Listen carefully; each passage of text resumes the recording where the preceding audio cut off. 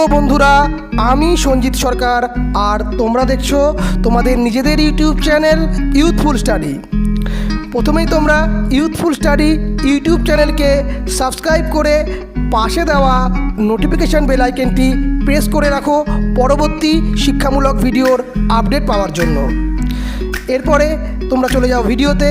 ভিডিওটি ভালো লাগলে অবশ্যই ভিডিওটিকে তোমরা লাইক করবে, তোমরা শেয়ার করবে তোমাদের বন্ধুদের সঙ্গে হোয়াটসঅ্যাপ এবং ফেসবুকে, এবং অন্যদের জানাতে কিন্তু অবশ্যই সাহায্য করবে।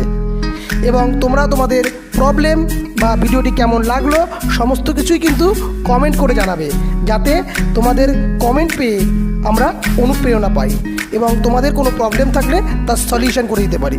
তো চলো শুরু করা যাক আজকের ভিডিওটি। হাই ফ্রেন্ড, আমি সঞ্জিত, তোমরা দেখছো তোমাদের নিজেদের ইউটিউব চ্যানেল ইউথফুল স্টাডি। আজকের ভিডিওটি গুরুত্বপূর্ণ 2021 মাধ্যমিক পরীক্ষার্থীদের জন্য, যারা বর্তমানে দশম শ্রেণীতে রয়েছে। আজকে তোমাদের আলোচনার বিষয় বাংলা। তো বাংলায় যে বিষয়টি নিয়ে বা যে টপিকটি নিয়ে তোমাদের আলোচনা করা হবে, সেটা বলার আগে আমি একটা কথা বলি যে আমাদের অনেকের যারা গ্রামগঞ্জে বাড়ি রয়েছে, যে সমস্ত ছাত্রছাত্রীদের, তাদের বাড়ির পাশে কিন্তু নদী রয়েছে, তাই না? তো সেখানে কিন্তু আমরা নানান রকমভাবে কাজকর্মের জন্য নদীতে আমরা ইউজ করে থাকি, এবং নদীতে কিন্তু আমরা দেখি যে বিভিন্ন যে প্রয়োজনীয় পূজা অর্চনা হয়, দুর্গা পূজা হয়, আমরা কিন্তু ঠাকুর বাসার থেকে আরম্ভ করে নানান রকম কাজকর্ম করে থাকি। অর্থাৎ নদীর সঙ্গে কিন্তু মানুষের একটা আর্থিক সম্পর্ক কিন্তু রয়েছে। আর এরই পাশাপাশি রয়েছে প্রকৃতির সঙ্গে যান্ত্রিকতার লড়াই। ঠিক এরকম একটা থিঙ্কিংকে কেন্দ্র করে মানিক বন্দ্যোপাধ্যায় রচিত নদীর বিদ্রোহ যে গল্পটি তোমাদের দশম শ্রেণীর বাংলা বিষয়ের পাঠ্যাংশে রয়েছে, সেটি নিয়ে আজকে আলোচনা করতে চলেছে বালুরঘাটের স্বনামধন্য বাংলা শিক্ষক শেখর শর্মা মহাশয়। তিনি পূর্ণাঙ্গ আলোচনা করেছে এই নদীর বিদ্রোহ গল্পে, লাইন ধরে ধরে আলোচনা করেছে, গুরুত্বপূর্ণ অর্থ বলে দিয়েছে এবং গুরুত্বপূর্ণ প্রশ্নও বলে দিয়েছে। তোমরা যদি সমস্ত আলোচনাটাকে মনোযোগ দিয়ে না কেটে শোনো, তাহলে অবশ্যই নদীর বিদ্রোহ সম্পর্কে একটা স্বচ্ছ ধারণা তোমাদের ভিতরে গড়ে উঠবে এবং এখান থেকে আসা যাবতীয় প্রশ্ন তোমরা কিন্তু উত্তর করতে পারবে। তারপরেও যদি কোনো রকম প্রশ্ন নিয়ে তোমাদের দ্বিধাগ্রস্ত হয়ে থাকো, তোমরা অবশ্যই কমেন্ট করে জানাবে, স্যার কিন্তু অবশ্যই উত্তর দিয়ে দিবে। ভিডিওটি ভালো লাগলে লাইক করবে, বন্ধুদের মধ্যে শেয়ার করবে। আর তুমি যদি ইউথফুল স্টাডি ইউটিউব চ্যানেলে প্রথম হয়ে থাকো, অবশ্যই চ্যানেলকে সাবস্ক্রাইব করে পাশে দেওয়া নোটিফিকেশন বেল আইকনটি ক্লিক করে রাখবে পরবর্তী আপডেট পাওয়ার জন্য। তো চলো শুরু করা যাক আজকের এই গুরুত্বপূর্ণ ভিডিওটি। নমস্কার, আমি শেখর শর্মা, বালুরঘাট নিবাসী একজন শিক্ষক। এই লকডাউনের মুহূর্তে প্রথমে আমি অভিনন্দন জানাই ইউথফুল স্টাডি ইউটিউব চ্যানেলের কর্ণধার সঞ্জীব সরকার মহাশয়কে, কারণ তার এই উদ্যোগেই আজকে এই লকডাউন মুহূর্তে ছাত্রছাত্রীরা কিন্তু উপকৃত হচ্ছে। আজকে আমি সকলকে শুভেচ্ছা জানিয়ে শুরু করছি দশম শ্রেণীর বাংলা গল্প নদীর বিদ্রোহ। লেখক মানিক বন্দ্যোপাধ্যায়। এই নামটার সঙ্গে আমরা সবাই কিন্তু কম বেশি পরিচিত। মানিক বন্দ্যোপাধ্যায় এমন একজন লেখক যার গল্প, যার উপন্যাস পাঠককে একটু অন্য জগতে নিয়ে যায়। তার প্রত্যেকটা গল্প, উপন্যাস সমাজতান্ত্রিক ভাবনা, ফ্রয়েডীয় চিন্তা ভাবনা, এগুলি কিন্তু প্রাধান্য পেয়েছে। কিন্তু নদীর বিদ্রোহ গল্পটা একটু ভিন্ন মাত্রা। কেননা নদীর সঙ্গে আমরা কম বেশি সবাই খুব পরিচিত। মানুষের জীবনে ছোট ছোট অনেক ঘটনা, যেগুলো মানুষকে একটা অন্য খাতে নিয়ে যায়। রবীন্দ্রনাথ ঠাকুরের বলাই গল্পটা যদি আমরা জানি, যে বলাই গাছকে ভালোবাসত, গাছের সঙ্গে তার একটা আত্মার সম্পর্ক, কিন্তু তার এই ভালোবাসাটাকে কিন্তু সবাই ঠিক বুঝে উঠতে পারত না, তার মনটাকেও বুঝতে পারত না। ঠিক মানিক বন্দ্যোপাধ্যায়ের সরীসৃপ গল্পে, গল্পগ্রন্থের অন্তর্গত এই নদীর বিদ্রোহ গল্পের মধ্যে কিন্তু আমরা যেন সেই ছায়াপাতি দেখতে পাই। কেননা গল্পের মূল চরিত্র নদের চাঁদ। নদীর সঙ্গে তার একটা আত্মার সম্পর্ক, নদীকে সে ভালোবাসে। কিন্তু তার এই নদীর প্রতি তার এই টান, তার এই আকর্ষণ হয়তো অন্য মানুষের তেমন বোধগম্য নয়। এই নদী যেন তাকে ছেলেবেলা থেকে সারাটা জীবন তাকে নিয়ন্ত্রণ করেছে। গল্পটা পড়লেই আমরা বুঝতে পারবো যে নদীর সঙ্গে নদীর চাঁদের সম্পর্কটা কিসের। তার আগে তোমাদের বলে রাখি, নদীর বিদ্রোহ গল্প থেকে বড় প্রশ্ন, ছোট প্রশ্ন, এগুলো কিন্তু অত্যন্ত ইম্পর্টেন্ট। গল্পটাকে খুব ভালো করে পড়তে হবে, প্রত্যেকটা লাইন আমাদের বুঝতে হবে। কারণ নদীর চাঁদ মানুষটিকে জানতে গেলে গোটা গল্পের প্রত্যেকটা লাইন না পড়লে আমরা নদীর চাঁদকে সঠিকভাবে বুঝতে পারবো না।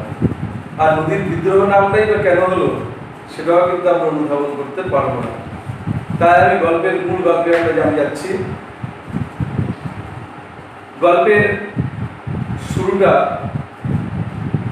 একটা সময় 4:45 প্যাসেঞ্জার ট্রেনটিকে রওনা করাইয়া দিয়া নদীর চাঁদ নতুন সহকারীকে ডাকিয়া বলিলাম চলিলাম। 4:45 প্যাসেঞ্জার ট্রেনটিকে রওনা করে দিয়ে নদীর চাঁদ, তার মানে বোঝা গেল তিনি চাকরিরত এক মধ্যবিত্ত মানুষ। স্টেশনে ট্রেনটিকে রওনা করিয়ে দিয়ে তার নতুন সহকর্মীকে ডেকে বলল আমি চললাম। নতুন সহকারী একবার মেঘাচ্ছন্ন আকাশের দিকে চেয়ে বলল আগে হ্যাঁ। নদীর চাঁদ বলল আর বৃষ্টি হবে না, কি বলো? নতুন সহকারী একবার জলে জলময় পৃথিবীর দিকে চাই বলল আগে না। তার মানে কয়েকদিন ধরে বৃষ্টি চলছে, আকাশ পুরো মেঘাচ্ছন্ন। তার একটা বর্ষণ মুখর কয়েকটি দিনের ছবি কিন্তু আমরা গল্পের শুরুতেই পাচ্ছি। আর এখানে একটা 1 নম্বরের প্রশ্ন বা এমসিকিউ আসতে পারে যে নদীর চাঁদ নতুন সহকারীকে ডেকে বলল কটার ট্রেন রওনা করিয়ে দিয়ে তিনি বললেন 4:45 প্যাসেঞ্জার ট্রেন। এরপরে কোথায় গেল নদীর চাঁদ? নদীর চাঁদ লাইন ধরে 1 মাইল দূরে নদীর উপরকার ব্রিজের দিকে হাঁটিতে লাগলো। রেল লাইন ধরে সে 1 মাইল দূরে গিয়ে নদীর উপরকার একটা ব্রিজ, এমনিতেই বর্ষা চলছে, আকাশ মেঘাচ্ছন্ন, সেই বর্ষণ মুখর দিন সে ব্রিজের উপর দিয়ে হেঁটে যাচ্ছে। 5 দিন অবিরত বৃষ্টি হয়ে আজ এই বিকেলের দিকে বর্ষণটা থেমেছে। 5 দিন ধরে সে যেতে পারেনি, অনবরত বৃষ্টি, কিন্তু বিকেলে যে সময়টা তিনি রওনা দেবেন সেই সময়টা বৃষ্টিটা থেমেছে। 5 দিন নদীকে দেখা হয় না কেন? তাহলে 5 দিন নদীকে কেন দেখা হয় নাই? কার দেখা হয় নাই? নদীর চাঁদের। কেন? কারণ 5 দিন ধরে অবিরত বৃষ্টি হওয়ার ফলে নদীকে সে দেখতে পায়নি। নদীর চাঁদ ছেলে মানুষের মতো উৎসুক বোধ করতে লাগলো। উৎসুক মানে একটা উৎসাহ, উদ্দীপনা। কবে 5 দিন সে নদীকে দেখেনি। আমি আগেই বলেছিলাম নদীর সঙ্গে তার একটা আত্মার বন্ধন আছে, সেটা আমরা একটু পরে বুঝতে পারবো। আকাশে যেমন মেঘ করিয়া আছে, হয়তো আবার কিছুক্ষণের মধ্যেই প্রবল ধারায় বর্ষণ শুরু হয়ে যাইবে। মানে আকাশ এতটাই মেঘাচ্ছন্ন যে কিছুক্ষণ পরে হয়তো আবার বৃষ্টি শুরু হবে। তাই এই মুহূর্তটুকু অপেক্ষা না করে নদের চাঁদ বেরিয়ে পড়েছে নদীকে দেখবার জন্য। তাও ব্রিজের এক পাশে আজ চুপচাপ বসে কিছুক্ষণ নদীকে না দেখলে সে বাঁচবে না। এই যে সে বাঁচবে না, তার মানে আমরা কি বুঝতে পারছি? সে একবেলা না খেয়ে থাকতে পারে, কিন্তু নদীকে দেখবে না এটা যেন সে ভাবতেই পারে না। কারণ যারা আমরা গ্রাম বাংলায় নদীর তীরে যারা বসবাস করে আমরা জানি যে নদীর সঙ্গে তাদের কিন্তু একটা আত্মার সম্পর্ক, ঠিক নদীর চাঁদেরও তাই। তাই নদীকে সে একটা দিন না দেখলে সে যেন বাঁচবে না, কিন্তু 5 দিন অতি বর্ষণের পরে সে দেখতে পায়নি। আকাশে যেমন মেঘ উড়িয়ে আছে, হয়তো আবার কিছুক্ষণের মধ্যে প্রবল ধারায় বর্ষণ শুরু হয়ে যাবে। তাও ব্রিজের এক পাশে আর চুপচাপ বসিয়া কিছুক্ষণ নদীকে না দেখিলে সে বাঁচিবে না। 5 দিনের আকাশ ভাঙা বৃষ্টি না যায় নদীকে আজ কি অপরূপ রূপ দিয়েছে। নদীর চাঁদ অনুভব করছে মনে মনে যে 5 দিন এই অবিরত বৃষ্টিতে হয়তো নদীর রূপটা একটা অপরূপ রূপ ধারণ করেছে। সেই রূপটা দেখবার জন্য সে উৎসুক বোধ করছে। দুদিকে মাঠ ঘাট জলে ডুবে গিয়েছিল। রেলের উঁচু বাঁধ ধরে হাঁটতে হাঁটতে দুপাশে তাকিয়ে তাকিয়ে নদীর চাঁদ, নদীর বর্ষণ পুষ্ট সেই মূর্তি কল্পনা করবার চেষ্টা করতে লাগলো যে উনি অতিবর্ষণের ফলে নদীর রূপটা কেমন হয়েছে, কি রূপ ধারণ করেছে। সেই রূপটার মধ্যে সে যেন নিজেকে খোঁজার চেষ্টা করেছে। 30 বছর বয়সে নদীর জন্য নদীর চাঁদের এত বেশি মায়া একটু অস্বাভাবিক। বয়সটা কত নদীর চাঁদের? 30 বছর। তার এই মায়াটা অস্বাভাবিক কেন? আমি আগেই বলেছিলাম যে অনেক সূক্ষ্ম সূক্ষ্ম বিষয় আছে যেগুলো আমরা আমাদের বোধগম্য নয়। যে নদীর চাঁদ কেন নদীকে ভালোবাসে, নদীর সঙ্গে তার সম্পর্কটা কেন গভীর, এটা আমরা সাধারণ দৃষ্টিকোণ থেকে বিচার করতে পারি না। এটা আমাদের কাছে একটু অস্বাভাবিক বলে মনে হয়, কিন্তু নদীর চাঁদের কাছে কিন্তু ব্যাপারটা স্বাভাবিক। কেবল বয়সের জন্য নয়, ছোট হোক তুচ্ছ হোক, সে তো একটা স্টেশন মাস্টার। তো নদীর চাঁদ কি কাজ করে? তার কাজটাই হচ্ছে সে স্টেশন মাস্টার, সে চাকরি করে। দিন রাত মেল, প্যাসেঞ্জার আর মালগাড়িগুলির তীব্রকে ছোটাছুটি নিয়ন্ত্রণ করবার দায়িত্ব যাদের ছিল তাদেরই একজন। সারাদিন ধরে সে স্টেশন মাস্টারের দায়িত্ব সে পালন করে, কিন্তু নদীর জন্য এমনভাবে পাগলা হওয়া তার সাজে। আমরা খুব স্বাভাবিক দৃষ্টিকোণ থেকে বিচার করি যে লোকটা কি পাগল, যে লোকটা একজন স্টেশন মাস্টার, যে কিনা সারাদিন তার কাজ করছে, তার নিজের কাজ বুঝে নিচ্ছে, কিন্তু অথচ নদীর জন্য তার এই পাগলামি। নদীর চাষ সব বোঝে, নিজেকে কেবল বুঝে নিতে পারবে না, সে মাঝে মাঝে নিজেকে বোঝানোর চেষ্টা করে যে কেন তার এই টান। সে তো একজন, সে কর্মরত মানুষ, কিন্তু তার নদীর প্রতি তার এই আলাদা টান, আলাদা অনুভবটা কেন সে কিন্তু বুঝাতে পারে না। নিজেকে এই পাগলামিরই যেন আনন্দ উপভোগ করে। কোন পাগলামি? নদীর চাঁদের পাগলামিটা কিসের? সে স্টেশন মাস্টার, সারাদিন সে মেল ট্রেন ছোটাচ্ছে, সে প্যাসেঞ্জার ট্রেন ছোটাচ্ছে নিয়ম মাফিক, কিন্তু নদীর প্রতি তার এই টান, যে 5 দিন নদীকে দেখায়, নদীকে দেখবার জন্য তার উৎসুক, এই যে পাগলামিটা, এই জন্য সে আনন্দ খুঁজে পায়। অস্বাভাবিক নদীকে এভাবে ভালোবাসিবার একটা কৈফিয়ত নদীর চাঁদ দিতে পারে। কেন? তারও একটা কারণ আছে। কিসের কৈফিয়ত? নদীর প্রতি তার দায়বদ্ধতা কিসের? তার একটা দায়বদ্ধতা আছে। নদীর ধারে তার জন্ম হয়েছে, নদীর ধারে সে মানুষ হয়েছে, চিরদিন নদীকে সে ভালোবেসেছে। আমরা যারা নদীর তীরে অনেকে বসবাস করে, অনেক ছেলেমেয়েদের, অনেকের বাড়ি, অনেক ছাত্রছাত্রীরাও আছে যাদের নদীর তীরেই তাদের ঘর বাড়ি, নদীর সঙ্গে তাদের লাভটা ধর্ম। যারা নদীর তীরে থাকে তারা এই অনুভবটা কিন্তু করতে পারে। তাই নদীর চাঁদ জন্মটাই হয়েছে নদীর ধারে, চিরদিন তাই নদীকে সে ভালোবেসেছে। দেশের নদীটি তার হয়তো এই নদীর মধ্যে এত বড় ছিল না। স্টেশন মাস্টার হয়ে তিনি যেখানে এসেছিলেন সেখানে নদীর যে বিশালতা, কিন্তু তার বাড়ির পাশ দিয়ে বয়ে যাওয়া সেই ক্ষীণকায় নদীটি কিন্তু অতটা বড় ছিল না। জীবনানন্দ দাশ এই নদীর কথা বলতেন। তিনি বলতেন ধানসিঁড়ি নদীর কথা, ক্ষীণকায় নদী। তার জন্য তিনি গর্ববোধ করতেন যে আবার আসবো ফিরে এই ধানসিঁড়িটির তীরে, হয়তো মানুষ নয় কিংবা সংকোচিত শালিকের দেশে। নদীর চাঁদের মধ্যে যেন সেই অনুভবটাই আমরা দেখতে পাচ্ছি। হয়তো তার ক্ষীণকায় নদীর প্রতি যে টান, যে ভালোবাসা দেশের নদীর প্রতি, হয়তো এই নদীটি সেই নদীর মতো বলতে, দেশের নদীটি তার এই নদীর মতো এত বড় ছিল না, কিন্তু শৈশবে, কৈশোরে কিংবা প্রথম যৌবনে বড় ছোটর হিসাব কে করে? কারণ তার শৈশব, কৈশোর, যৌবনের প্রাথমিক দিকটা কিন্তু সেই নদীর তীরেই সেই কাটিয়েছে। দেশের এই ক্ষীণস্রোতা নির্জীব নদীটি অসুস্থ দুর্বল আত্মীয়ার মধ্যেই তার মমতা পাইয়াছিল।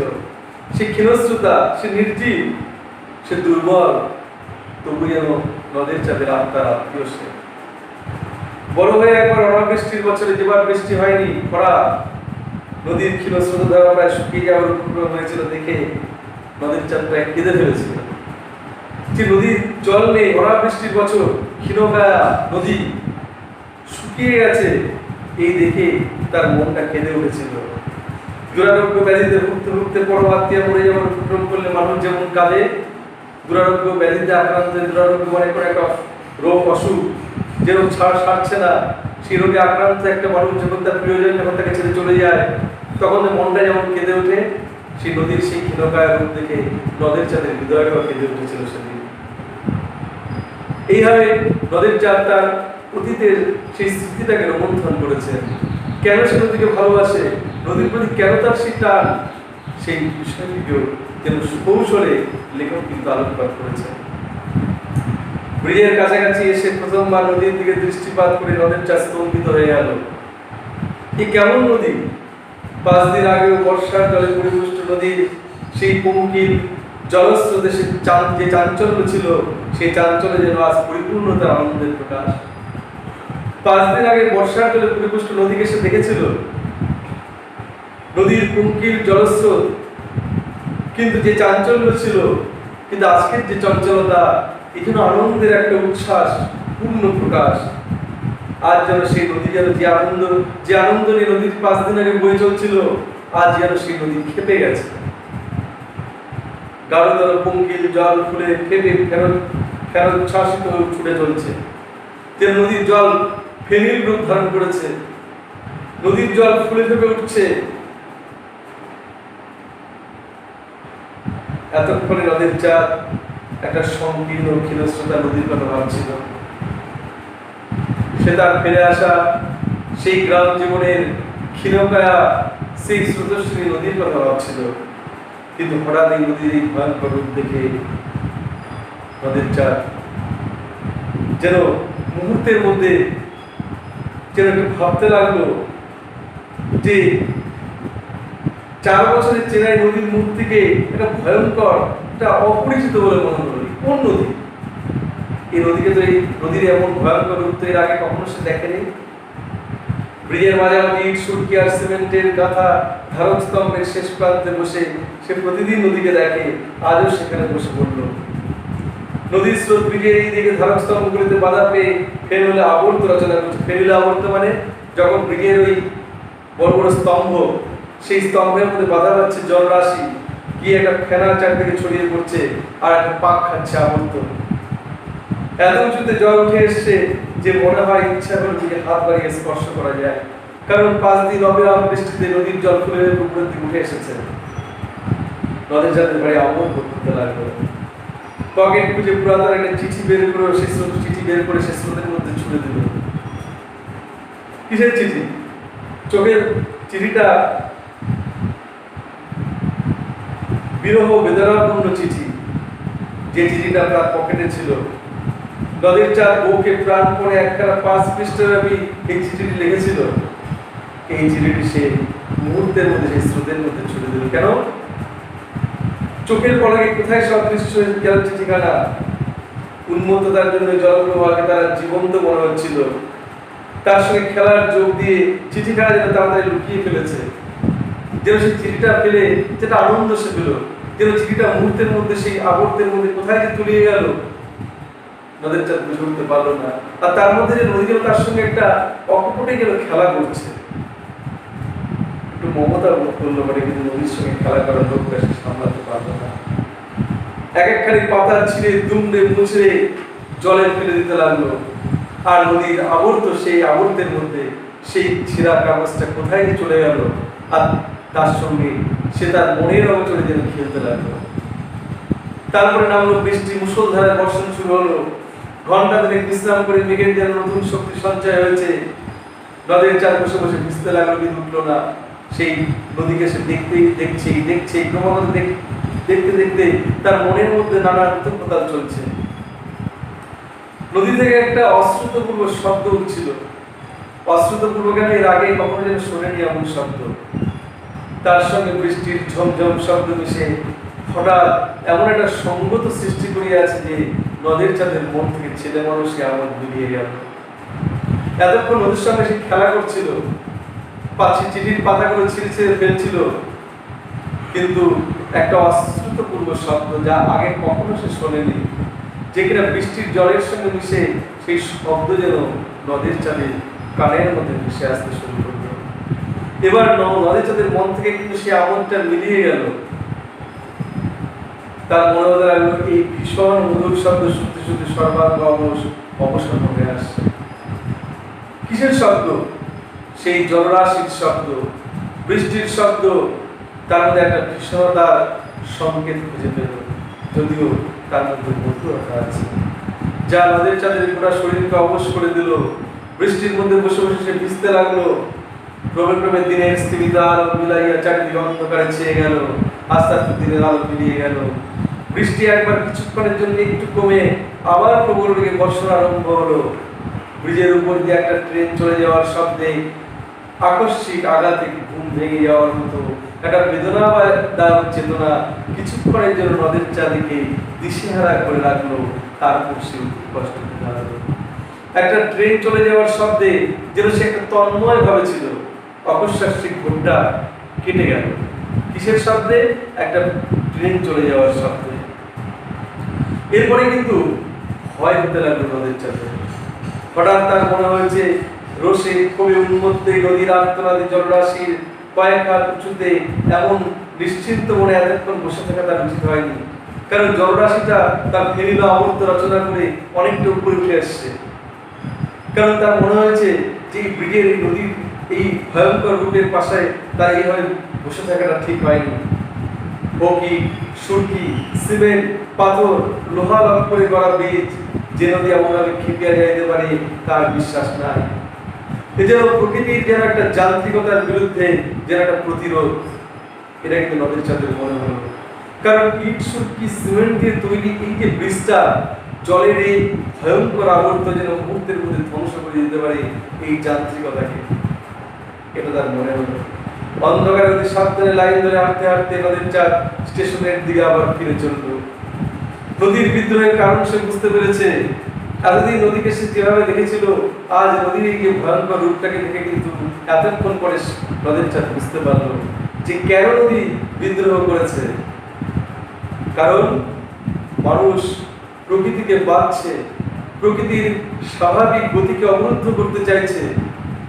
কিন্তু প্রকৃতিও ছেড়ে কথা বলে না। প্রকৃতি, মানুষ যতই প্রকৃতির উপর তার অবরোধ চালায়, প্রকৃতিও ছেড়ে দেয় না। তাই তার মনে হয়েছে যে প্রকৃতি যেন চাইছে, অর্থাৎ নদী যেন চাইছে অবাধে মুক্ত হতে এবং ব্রিজটাকে ভেঙে ঘুরিয়ে সে যেন তার পথটাকে করে নিতে পারে।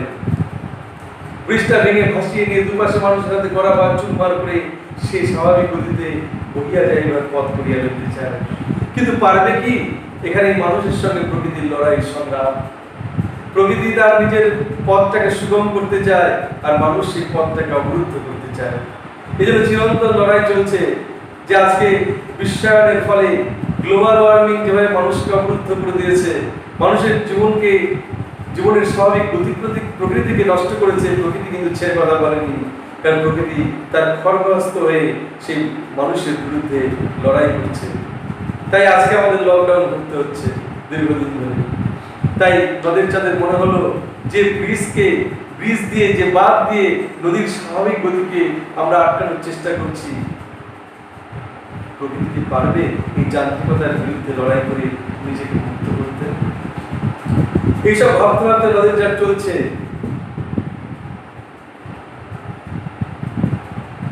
তারপরে গভীর প্রশস্ত জলপূর্ণ নদীর তার দেশের সেই ক্ষীরস্রোত নদীতে পরিণত হইতে তার মুখে আর পরদিন লাগবে। স্টেশনের কাছে নতুন নৌকা বৃষ্টির জন্য এতকাল নদীর চাঁদ গর্ব অনুভব করেছে। আজ তার মনে হলো কি প্রয়োজন ছিল ব্রিজের। সে নদীকে এতটাই ভালোবাসে, নদীর মুক্ত বাতায়ন সে কামনা করেছে, নদীর উন্মুক্ত জীবন সে কামনা করেছে। মানুষকে নদীকে বাদ দিয়ে নদীকে অবরুদ্ধ করে রাখবে সে চায়নি। বোধহয় এই প্রশ্নের জবাব দেওয়ার জন্যই পিছন থেকে 7 নম্বর ডাউন প্যাসেঞ্জার ট্রেন নদের চাঁদকে পিছিয়ে দিয়ে চলে গেল ছোট স্টেশন থেকে। এই যেন একটা রূপক। এই 7 নম্বর ডাউন প্যাসেঞ্জার ট্রেনের জন্য যান্ত্রিকতার এক প্রতিরূপ। নদের চাঁদের মতো যে প্রকৃতি প্রেমী মানুষকে যেন যে প্রকৃতির কথা ভাবছে, যে নদীর কথা ভাবছে, এই যান্ত্রিকতার বিরুদ্ধে সে লড়াই করতে গিয়ে তার যে ভাবনা, সেই ভাবনা যেন যান্ত্রিকতার কাছে পরাস্ত হয়ে যাওয়া। সেই ট্রেনটি যেন মুহূর্তে তাকে পিছিয়ে দিয়ে চলে গেল, নদের চাঁদের মৃত্যু ঘটল। আসলে তার যে ভাবনা ছিল যে নদী ব্রিজটিকে আবর্ত রচনা করে যে নদীকে আটকানোর চেষ্টা হচ্ছে, মানুষ তার যন্ত্র সভ্যতাকে দিয়ে যে নদীকে আটকানোর চেষ্টা করছে, সেটা যে সম্ভব নয়। হয়তো এক সময় ভেঙে যাবে, কিন্তু মানুষ আবার সেই বাঁধ তৈরি করবে। তাই সেই 7 নম্বর ডাউন প্যাসেঞ্জার ট্রেন মনে রাখতে হবে, কোন প্যাসেঞ্জার, কত নম্বর প্যাসেঞ্জার ট্রেনে নদীর চাঁদে মৃত্যু করতে হবে। 7 নম্বর ডাউন প্যাসেঞ্জার ট্রেন নদীর সেদিন চলে যাবে। নদীর 4 বছর যেখানে স্টেশন মাস্টারি করেছে, 4 বছর মনে রাখতে হবে এবং কোন দিন নদীকে ভালোবেসেছে। এর আমরা কি দেখলাম গোটা গল্পের মধ্যে, যে একটা নদীর প্রতি মানুষের ভালোবাসা, নদীর প্রতি তার যন্ত্র সভ্যতার বিরুদ্ধে প্রকৃতির সংগ্রাম, আর সেই সংগ্রামের অংশীদার কি হল নদীর চাঁদ। এও যেন 7 নম্বর ডাউন প্যাসেঞ্জার ট্রেনের হাতে তার মৃত্যু ঘটল। যেমন করে প্রকৃতির মানুষের যান্ত্রিকতার কাছে প্রকৃতির মৃত্যু ঘটছে। এইভাবে আমরা দেখলাম নদীর বিদ্রোহ এক ভয়ঙ্কর রূপ, যা নদীর চাঁদের জীবনকে ত্বরান্বিত করেছে। তাহলে আমরা গল্পটা বিশ্লেষণ করে কি দেখলাম, যে কয়েকটা প্রশ্ন কিন্তু আমি ব্যাখ্যা করতে করতে বলেছি। তার মধ্যে আমি বলছি যে নদীর প্রতি নদীর চাঁদের ভালোবাসা কিভাবে প্রকাশ পেয়েছে। নদীকে এইভাবে ভালোবাসার একটা কৈফিয়ত নদীর চাঁদ দিতে পারে। নদীর চাঁদের কৈফিয়তটা কি, কেন সে নদীকে ভালোবেসেছে। তারপর একখানা 5 পৃষ্ঠাব্যাপী বিরহ বেদনাপূর্ণ চিঠি লিখিয়াছে। চিঠিটি কাকে লেখা, এই চিঠিটি নদীর চাঁদ নদীতে নিক্ষেপ করলো কেন, বড় ভয় করিতে লাগলো নদীর চাঁদের, নদীর চাঁদের ভয় হতে লাগলো কেন,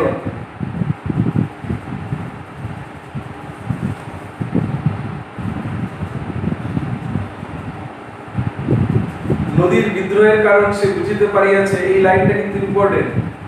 নদীর বিদ্রোহের কারণ কি, নদীর চাঁদ কিভাবে তা বুঝতে পারলো। তাই পড়ার সময় গোটা গল্পটাকে কিন্তু ব্যাখ্যা বিশ্লেষণ করে দিয়েছি। যদি তোমাদের কোনো প্রশ্ন থাকে তাহলে তোমরা ইউথফুল স্টাডি ইউটিউব চ্যানেলে এই গল্পটা ভালো করে শুনবে। শোনার পরে যদি তোমাদের কোনো প্রশ্ন থাকে লিখে জানাবে, আমি তার যথাযথ উত্তর দেওয়ার চেষ্টা করব। এই বলে আমি আমার সংক্ষিপ্ত এই গদ্য পাঠ শেষ করব।